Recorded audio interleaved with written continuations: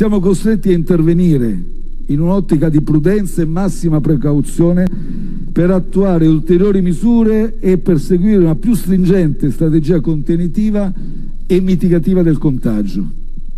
Questa strategia va necessariamente modulata in base alle differenti criticità rilevate nei territori. Il prossimo DPCM individuerà 3 aree corrispondenti ad altrettanti scenari di rischio, per ciascuno dei quali sono previste misure via via più restrittive. Per l'intero territorio nazionale pensiamo di disporre la chiusura nei giorni festivi e prefestivi dei centri commerciali, ad eccezione di farmacie, parafarmacie, negozi di genere alimentare, tabacchi ed edicole che sono all'interno di questi centri commerciali, ovviamente in ragione della maggiore attrattività che questi spazi suscitano, in particolare nel weekend. Firmato in nottata durante la lunga attesa del risultato delle elezioni americane il nuovo DPCM, che istituisce una metodologia diversa tra le regioni italiane a seconda della fascia del contagio, definendo zone rosse ad alto rischio, arancione zone intermedie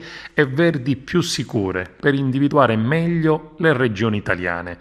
Poche concessioni accolte dalle regioni, con un capitolo a parte che riguarda i fondi cosiddetti ristori alle attività maggiormente colpite, inizialmente pochi, ma poi aumentati da destinare alle regioni più contagiate, che dovranno essere con le saracinesche chiuse per almeno 2 settimane. Il decreto Conte garantisce il coinvolgimento delle regioni per stabilire in quale fascia la stessa appartiene, con il coinvolgimento diretto dei governatori nella cabina di regia, precisando altresì che il Ministero della Salute emetterà le ordinanze di chiusura sentiti i presidenti delle regioni. Questo è il primo risultato ottenuto dai presidenti di regione. Il governo dovrà adottare e trovare nelle prossime ore i soldi necessari per sostenere la rabbia di commercianti, ristoratori, gestori di bar nelle zone particolarmente rosse. L'unica curiosità che emerge è che rispetto alla bozza pomeridiana c'è una novità: barbieri e parrucchieri potranno restare aperti anche nelle regioni rosse. Coprifuoco in tutta Italia, deciso dalle ore 22 alle ore 5 del mattino. Sono consentiti esclusivamente gli spostamenti motivati da comprovate esigenze lavorative e da situazioni di necessità, ovvero per motivi di salute. In ogni caso fortemente raccomandato a tutte le persone fisiche per tutto l'arco della giornata di non spostarsi con mezzi di trasporto pubblici o privati, salvo che per esigenze lavorative, di studio, per motivi di salute, per situazioni di necessità o per svolgere attività o usufruire di servizi non sospesi. Solo nelle prossime 24 ore sapremo in quale categoria sarà collocata ogni regione in base all'indice RT e ad altri 21 criteri.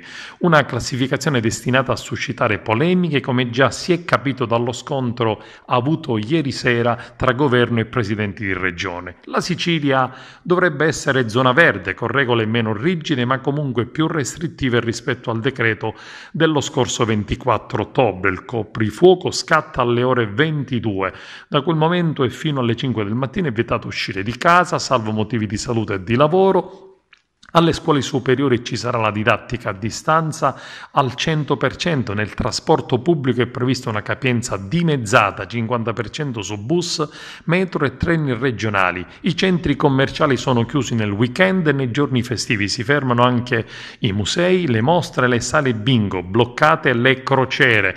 Vengono sospesi i concorsi pubblici, anche quello della scuola, con l'eccezione di quelli che riguardano il personale della sanità. Sarà consentito l'accesso ai parchi, sempre rispettando la regola del distanziamento di 1 metro. Partirà nuovamente, con moltissima probabilità, la famosa autocertificazione in versione modificata, fortemente voluta dal ministro Speranza, da presentare quando si dovrà uscire dopo le 22, ossia quando scatterà il coprifuoco nazionale.